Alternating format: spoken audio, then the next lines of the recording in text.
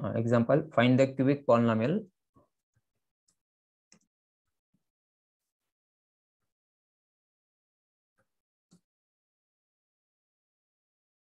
that which takes the following values.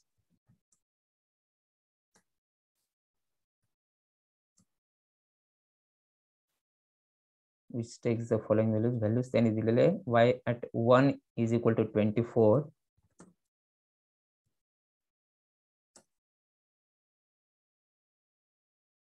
and then y at 3 is equal to 120,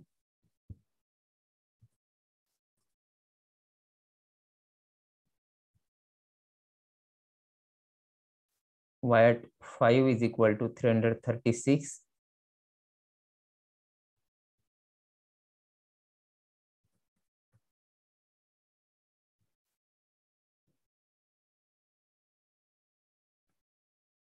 and y at 7 is equal to 720.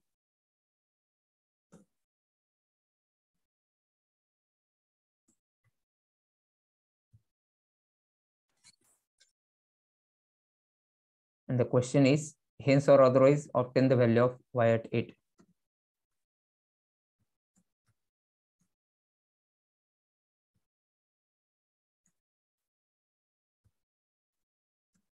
Hence or otherwise obtain the value of y at 8.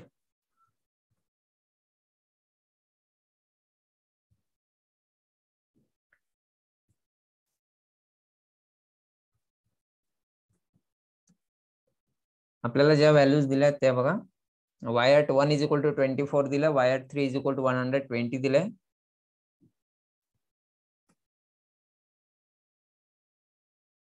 त्याच्यानंतर y at 5 is equal to 336 दिलेला आहे आणि y at 7 is equal to 720 दिलेला आहे.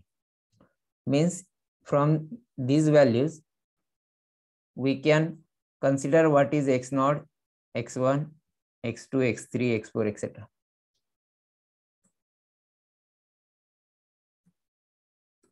मग इथे आपल्याला x0 काय घेता येणार आहे? What will be x0? y at 1 is equal to 24 दिलेला आहे, म्हणजे 1 ही x0 ची व्हॅल्यू आहे, 1 ही x0 ची व्हॅल्यू आहे आणि y at 1 is equal to 24 आहे, म्हणजे 24 ही y0 ची व्हॅल्यू आहे. y हे x चं फंक्शन आहे, एवढं लक्षात ठेवा. x हा इंडिपेंडंट व्हेरिएबल आहे, y हा डिपेंडंट व्हेरिएबल आहे. Okay, y at 1 is equal to 24, x0 is equal to 1 आहे आणि y at x0 म्हणजे y0 is equal to 24 आहे. ओके, x1 काय आहे सांगा? x1 is equal to 3. Okay, x2 is equal to 5. x3 is equal to 7. Okay, then y0 is equal to 24. 24. Good. y1 is equal to 120. y2 is equal to 336. y3 is equal to 720. Okay, आता आपल्याला कसली value पाहिजे आहे? Polynomial शोधायला नाही सांगितले त्यांनी. Okay, polynomial शोधायला सांगितलेले आहे, फाइंड द क्यूबिक पॉलिनॉमियल. मग आपण पहिल्यांदा पॉलिनॉमियल फाइंड करूया आणि त्याच्यानंतर पुढे क्वेश्चन एक्सटेंड केलेला आहे, hence or otherwise obtain the value of y at 8. Okay, मग आपण पॉलिनॉमियल फाइंड करण्यासाठी मी मागे सांगितलं होतं काल की पॉलिनॉमियल जर फाइंड करायचे असेल तर तुम्ही फॉरवर्ड डिफरन्स इंटरपोलेशन फॉर्म्युला और बॅकवर्ड डिफरन्स इंटरपोलेशन फॉर्म्युला दोघांपैकी कोणताही यूज करू शकतात.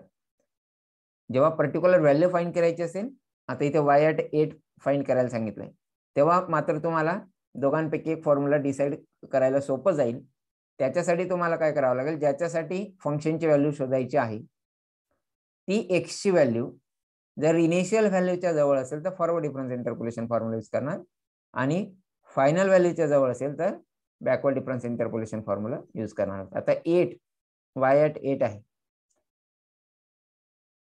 x0 हा 1 आहे, म्हणजे इनिशियल व्हॅल्यू, आणि final value x3 is equal to 7 आहे.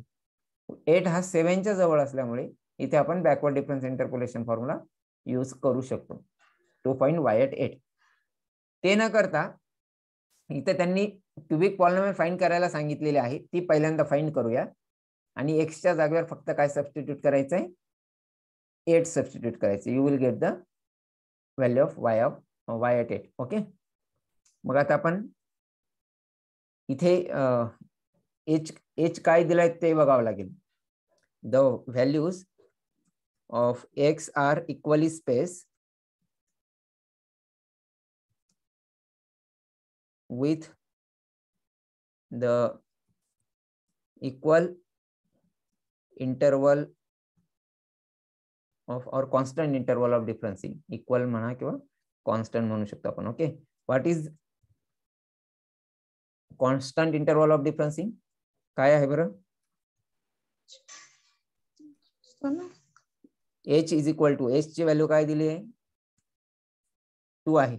करेक्ट. x0 1 आहे, x1 3 आहे, x2 5 आहे, x3 7 आहे. म्हणजे इथे h इज इक्वल टू 2 असणार आहे. Okay, suppose we are going to use the Newton's forward difference interpolation formula. मग Newton's forward difference interpolation formula जर तुम्हाला यूज करायचं असेल तर तुम्हाला p ची व्हॅल्यू फाइंड करावी लागणार आहे. Okay, how can we get the value of p?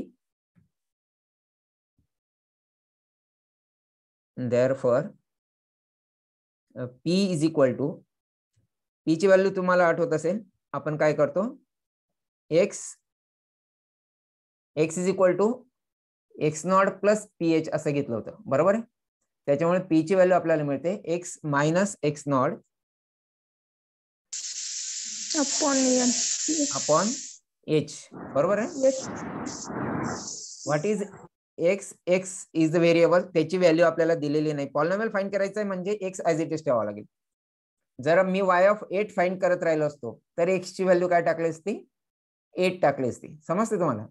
जर मला y ऑफ 8 डायरेक्टली फाइंड करायचं राहिलं असतं बाय युजिंग न्यूटन्स फॉरवर्ड और बॅकवर्ड डिफरन्स इंटरपोलेशन फॉर्म्युला, तर x ऐवजी मी 8 घेतला असता. Okay, but we are going to find just cubic polynomial. त्या क्युबिक पॉलिनॉमियल मध्ये x ची पर्टिक्युलर व्हॅल्यू राहणार नाही, x हा व्हेरिएबल जसाच्या तसा असेल. म्हणून आपण इथे x च्या ऐवजी काहीही रिप्लेस करणार नाही, तो ॲज इट इज ठेवणार. x0 is given to be 1 divided by h is given to be 2. Okay, म्हणजे आपल्याला हे मिळालंय x मायनस 1 डिवायडेड बाय 2. ही p ची व्हॅल्यू आपल्याला मिळेल.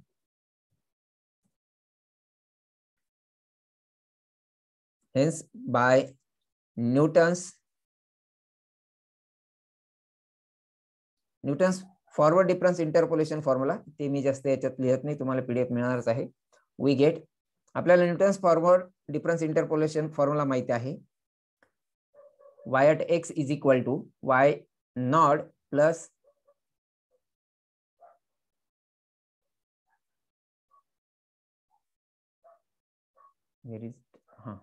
y naught plus p upon 1 factorial delta y naught plus p into p minus 1 divided by 2 factorial delta square y naught. अशा पद्धतीने आपल्याला delta raise to n y naught पर्यंत जायचंय. इथे n ची व्हॅल्यू काय असेल ती पण लिहावी लागणार आहे. n ची व्हॅल्यू लिहावी लागेल. आपल्याला जेवढ्या x च्या व्हॅल्यूज दिलेल्या असतात त्या n प्लस 1 एवढ्या असतील. किती व्हॅल्यूज दिल्यात आपल्याला x च्या?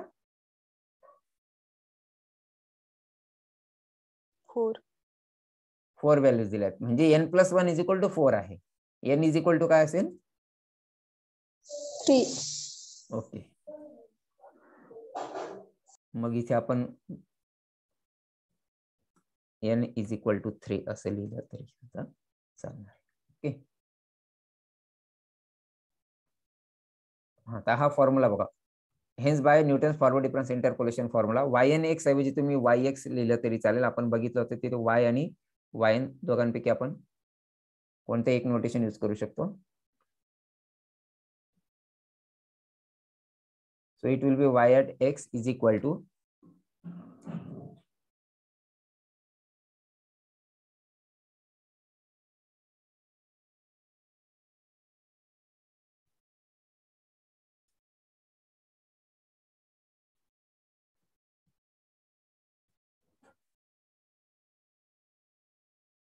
y at x is equal to y naught ची व्हॅल्यू आपल्याकडे आहे. डेल्टा वाय नॉट वगैरे ह्या सगळ्या गोष्टी आपल्याला फाइंड कराव्या लागतील. आणि आपण कुठपर्यंत लिहिणार, एन ची व्हॅल्यू 3 असल्यामुळे डेल्टा क्यूब वाय नॉट पर्यंत आपण फॉर्म्युला लिहिणार आहोत. लक्षात येते? एन ची व्हॅल्यू 3 असल्यामुळे आपल्याला delta raise to n y naught म्हणजे डेल्टा क्यूब वाय नॉट पर्यंत फॉर्म्युला लिहावा लागेल. Here value of y naught is 24, but we don't know the values of delta y naught, delta square y naught, delta cube y naught. Okay, let us construct the forward difference table.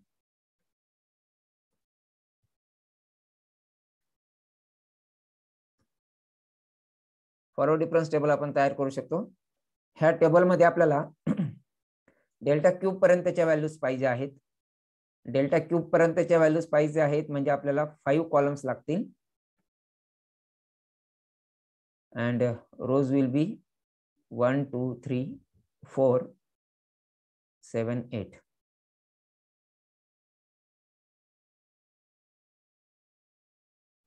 पहिला column असणार आहे x चा, पुढचा column असणार आहे y चा, त्याच्या पुढचा कॉलम असणार आहे डेल्टा y,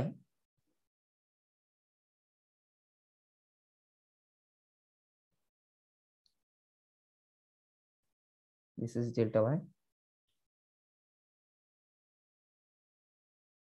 त्याच्या पुढचा कॉलम असणार आहे डेल्टा स्क्वेअर y,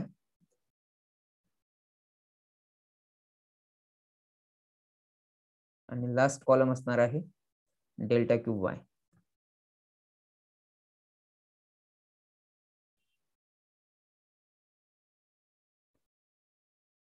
x चे व्हॅल्यूज आपण अल्टरनेट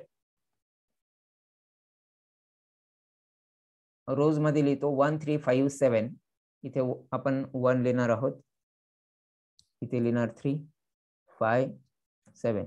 ओके, y च्या व्हॅल्यूज दिल्यात आपल्याला 24, y not is 24, y1 is 120, y2 is 336 and y4 is 720. आता आपल्याला डेल्टा वाय नॉट फाइंड करायचं आहे. ओके, सांगा बरं इथली एंट्री काय असेल? दिस इज डेल्टा वाय नॉट 96 असणार. करेक्ट. हा डेल्टा वाय नॉट आहे, लक्षात ठेवा. आता इथे डेल्टा वाय वन पाहिजे आपल्याला. Delta y one, this is y naught, this is y one, this is y two, this is y three. हा डेल्टा वाय नॉट झाला. आता डेल्टा वाय वन काय असणार आहे इथे सांगा बरं? 216. ओके, आणि डेल्टा वाय टू काय असणार आहे?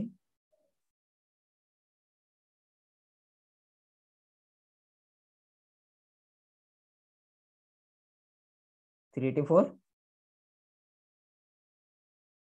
करेक्ट येणार आहे. ओके, आता इथे डेल्टा स्क्वेअर वाय नॉट मिळणार आपल्याला. डेल्टा स्क्वेअर वाय नॉट ह्या दोघांचा डिफरन्स घ्यावा लागेल. Delta square why not what will be it? 120 येणार. 120. यस. ओके, आणि इथे डेल्टा स्क्वेअर वाय वन मिळणार आपल्याला. ह्या दोघांचा डिफरन्स घ्यावा लागणार. डेल्टा स्क्वेअर वाय वन किती येणार आहे?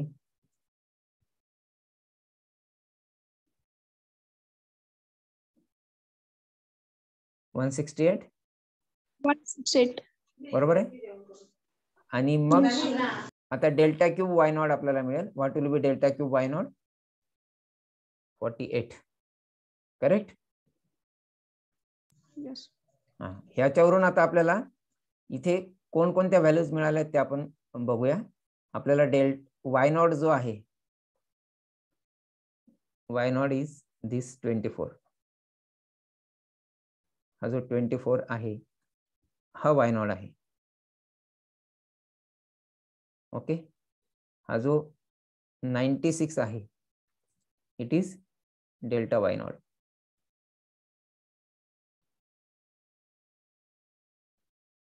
नंतर 120 जो आहे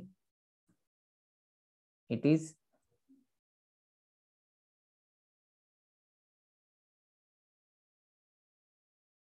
delta square y naught, and delta cube y naught is 48. Okay, therefore this equation becomes, ह्या इक्वेशन मध्ये आता आपण व्हॅल्यू सबस्टिट्यूट करू शकतो.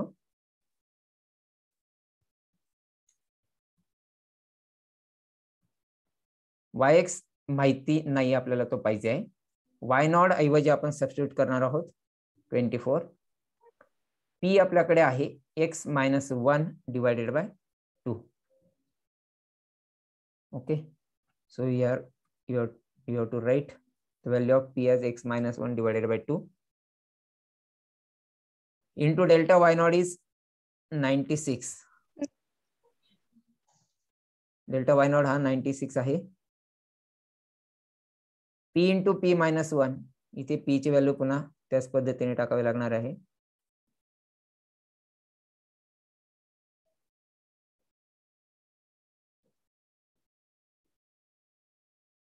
x - 1 divided by 2, इथे आपण x - 1 divided by 2 टाकलेला आहे. डेल्टा स्क्वेअर y0 आपल्याकडे आहे 120. नंतर पुन्हा p ची व्हॅल्यू आपल्याला टाकायची आहे x - 1 divided by 2, x - 1 divided by 2, x - 1 divided by 2, and delta cube y0, it is 48.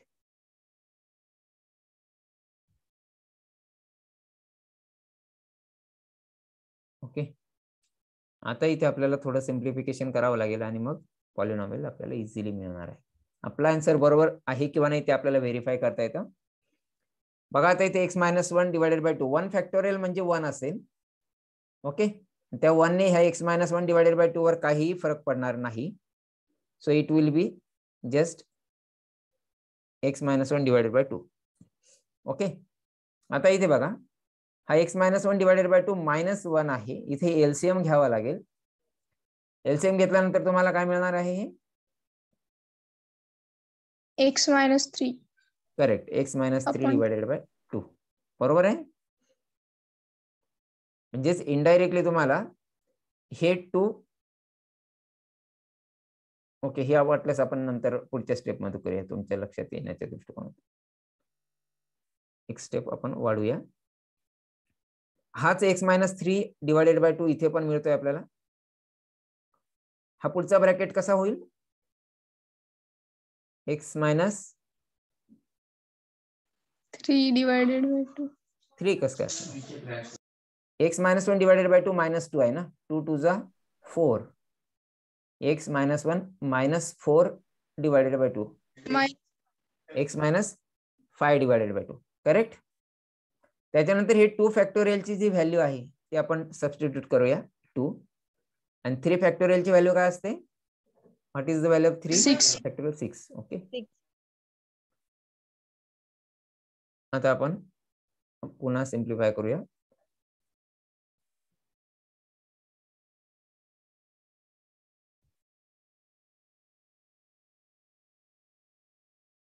इथे आपल्याला 96 डिवायडेड बाय 2 म्हणजे 48 मिळणार आहेत. Okay, so we get 48 times x - 1 असं आपल्याला मिळणार आहे. इथे बघा हे 2 into 2 4 into 2 8 असणार आहेत.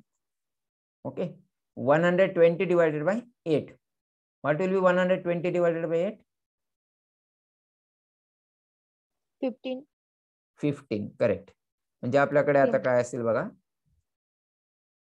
x - 1 into x - 3 into 15 असं ते मिळणार आहे आपल्याला.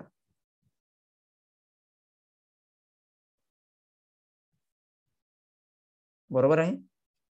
सॉरी, 15 पाहिजे. 15 into x - 1 into x - 3. इथे बघा 2 into 2 into 2 किती झाले? हे 8. 8 into 6 48. आणि इथे पण 48च आहेत. म्हणजे हे 3, हे सगळे नंबर कॅन्सल होतील. बरोबर.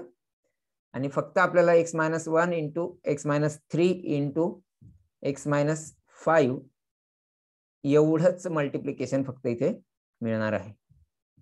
Okay, so I will write here.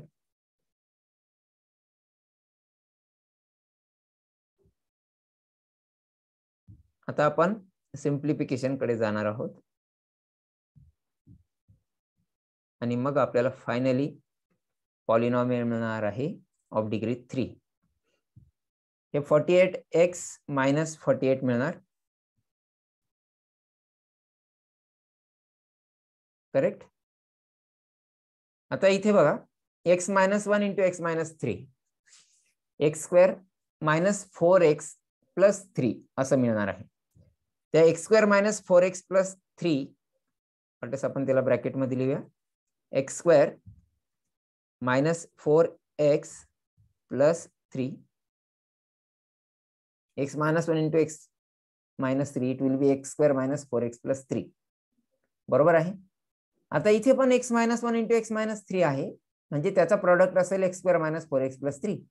ह्या x square minus 4x plus 3 ला आपल्याला x मायनस 5 ने मल्टिप्लाय करायचे. ओके, मग पहिल्यांदा आपल्याला x square minus 4x plus 3 ला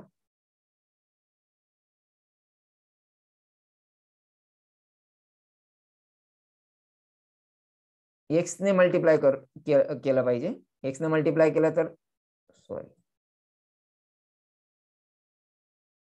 एक्स ने मल्टिप्लाय केलं तर तो x square minus 4x plus 3 convert होईल एक्स क्यूब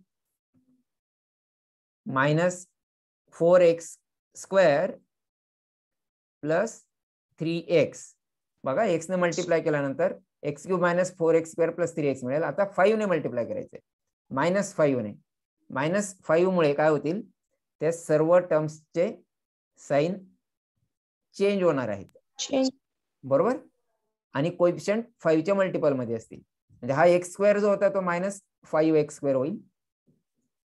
हा जो मायनस 4x आहे तो मायनस मायनस प्लस 20x होईल. 5 4 जा 20.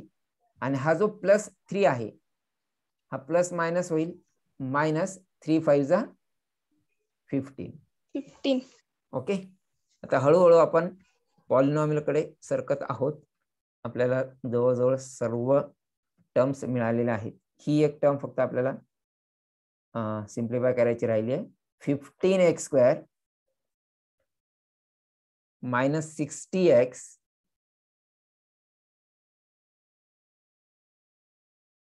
प्लस 15 3 जा 45, करेक्ट. ओके, आणि ह्या ज्या टर्म्स आहेत ह्या मात्र ह्याच्यात काही बदल होणार नाही. त्यात फार तर थोडंफार सिम्प्लिफिकेशन होऊ शकतं, ते आपल्याला असंही करायचंच आहे. त्याच्यामुळे इथे आता सध्या आपण काही सिम्प्लिफिकेशन करणार नाही. फायनली आपण पॉलिनॉमियल लिहिणार आहोत by taking highest degree term first and the next terms will be the terms with the descending orders of x. पहिल्यांदा आपण एक्स क्यूब घेणार. एक्स क्यूबचं एकच टर्म आहे. नंतर एक्स स्क्वेअरच्या कोणकोणते टर्म्स आहेत बघा. 15x स्क्वेअर आहे, minus 4x square minus 5x square, म्हणजे 15x square minus 9x square किती येणार ते 6x square plus 6x square. Okay, आता एक्सच्या टर्म्स बघा. 48x मायनस 60x म्हणजे हे मायनस 12x झाले, प्लस 3x म्हणजे मायनस 9x प्लस 20x म्हणजे प्लस 11x. पुन्हा एकदा तुम्ही व्हेरीफाय करा. जे प्लस आहेत ते अगोदर ऍड करूया. 48x प्लस 3x म्हणजे 51x प्लस 20x म्हणजे 71x. ओके, निगेटिव्ह बघूया. मायनस 60x एवढा एकच निगेटिव्ह आहे. 71x minus 60x will be 11x. Okay, आता राहिलेत फक्त कॉन्स्टंट्स. 24 मायनस 48. आपण असंच करूया, आधी जे पॉझिटिव्ह नंबर्स आहेत ते ऍड करूया. हा प्लस 24 प्लस 45, 24 प्लस 45 69, करेक्ट. 69 अजून पॉझिटिव्ह कॉन्स्टंट आहे का नाही? पॉझिटिव्ह कॉन्स्टंट नाहीये. 69 आपल्याकडे आलेला आहे ऑलरेडी. ओके, आता निगेटिव्ह कॉन्स्टंट बघूया. हा -48 आहे, त्याच्यानंतर -15 आहे. -48 -15 म्हणजे -63 असेल. Correct. 48 + 15 63. Okay, so we'll get 69 - 63. What will be 69 - 63? 6 + 6. Okay, so we will get the polynomial y at x is equal to x³ + 6x² + 11x + 6. आता ही आपण मिळवलेली पॉलिनॉमियल बरोबर आहे किंवा नाही ते आपल्याला बघावं लागेल. त्याच्यासाठी व्हेरीफाय करावं लागेल.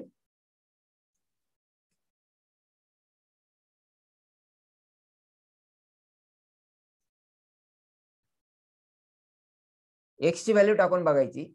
x1 आपल्याला x0 x1 x2 x3 एवढे दिलेले आहेत. 1 x ची व्हॅल्यू 1 टाकून बघा. इथे 1³ is 1, 1² is 1, 1 × 6 is 6, 1 × 11 is 11. म्हणजे आपल्याला काय मिळणार बघा.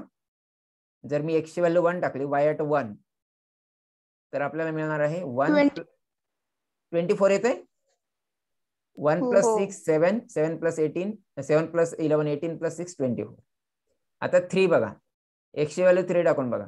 3³ is 27, 3² is 9, 9 × 6 54, 54 + 27 81. ओके, 81 आहेत आता आपल्याकडे. 11 × 3 33, 33 + 81 114, 114, 33 + 81 114 + 6 120. ओके, बरोबर आहे. 5 सबस्टिट्यूट करा. 5³ is 125, 5² is 25 × 6 150, 150 + 125 275. हे 275 झाले. 5 × 11 55. ओके, 275 + 55 म्हटल्यानंतर ते 330 मिळतील आणि हे 6 336 व्हेरीफाय होत आहे. 7 सबस्टिट्यूट करून बघा. 7³ is 343, 7² is 49, 49 × 6 294. हे 294 + 343 343 + 2 294. ओके, प्लस 77 + 6 6 + 7 13 + 4 17 + 3 20 carry 2 2 + 7 9 + 9 18 + 4 22 carry 2 2 + 2 4 + 3 7 720 आपल्याला इथे मिळालेला आहे. म्हणजे आपण जी पॉलिनॉमियल फाइंड केलेली आहे it is correct. Now further question is to find the value of y at 8. Okay, y at 8 आपल्याला फाइंड करायचं आहे. म्हणून आपण म्हणणार hence y at 8 is equal to y at 8 will be 8³ + 6 × 8². जिथे जिथे x आहे तो आपल्याला 8 ने रिप्लेस करावा लागणार आहे. सॉरी,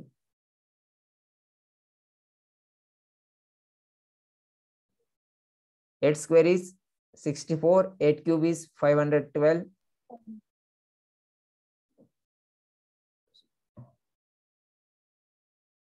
ओके, इथे हे असं लिहिले की ते 68चा स्क्वेअर वाटतं. त्याच्यामुळे ब्रॅकेट्स फार